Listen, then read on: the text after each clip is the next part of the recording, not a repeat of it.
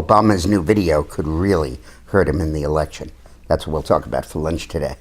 I don't know if you saw this, but on Tuesday night, the Drudge Report broke a story that was unearthed by Tucker Carlson's group, The Daily Caller. And it was a video of Barack Obama speaking in 2007 to a black audience, and really sounding a lot like a racially motivated speaker. In it, he particularly praised Reverend Wright, talked about him as one of the all-time great people, his guide and mentor in the pulpit and outside the pulpit, and really heavily invested in Reverend Wright. And you juxtapose those with the comments of Reverend Wright about damn the United States and the chickens coming home to roost on 9/11, that we brought 9/11 on ourselves. It really puts Obama's radicalism in perspective. Now, later today, we're going to send out that video, and we'll send it out in email. And I urge you, I really practically beg you, to circulate that to your friends and your family and everybody you know. The mainstream media is trying to ignore it. They're not running it. In fact, the mainstream media was there in 2007 and didn't cover it. And then when the Wright controversy blew up in January, February, and March of 2008, they didn't refer back to it. Even reporters who had physically been there didn't mention that he was that close to Reverend Wright. So they're going to try and sit on it now. And the only person who's really playing it is the Hannity Show and the O'Reilly Show and Fox News. The other networks are just running away from it or saying somehow it's old news and nothing is there. Well, nonsense. The real Barack Obama is there. And you should watch this video and circulate it to everybody.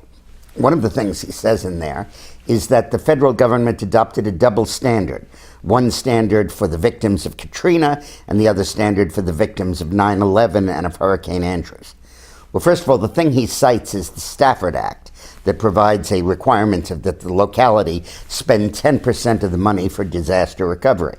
And he says the feds only waived it for 60 days. Well, that's not true. They waived it for 16 months, and vast amounts of aid flowed without the matching requirement. Secondly, the total amount the federal government spent to rebuild New York City after 9/11 was $30 billion. Total amount on Hurricane Andrew was $20 billion. The total amount on Katrina was $115 billion. So he doesn't even have his facts straight.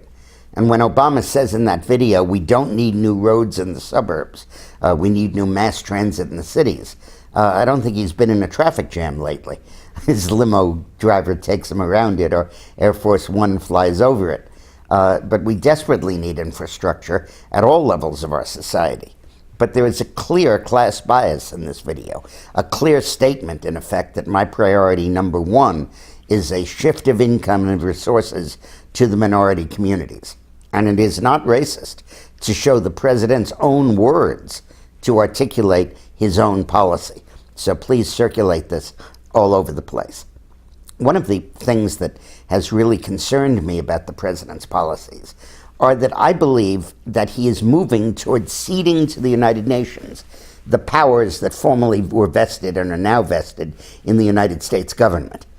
At the Rio Conference in 1992 and the update of the conference in 2002, Hillary agreed to a vast plan to redistribute global income from the Northern Hemisphere, Europe, United States, and Japan, to the Southern Hemisphere, Africa, Latin America, and South Asia.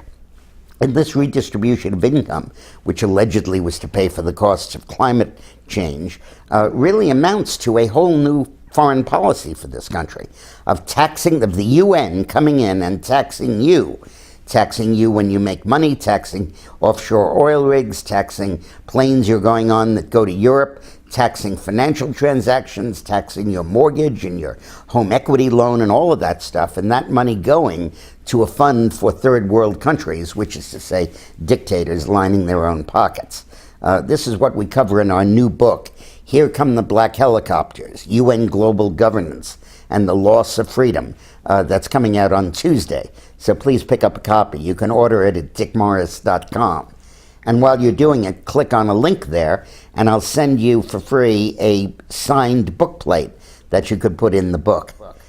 This video tonight was sponsored by a group that produced a video that will follow this presentation, where they're going to talk about wealth creation strategies that are used by political leaders throughout the world, mostly after they retire.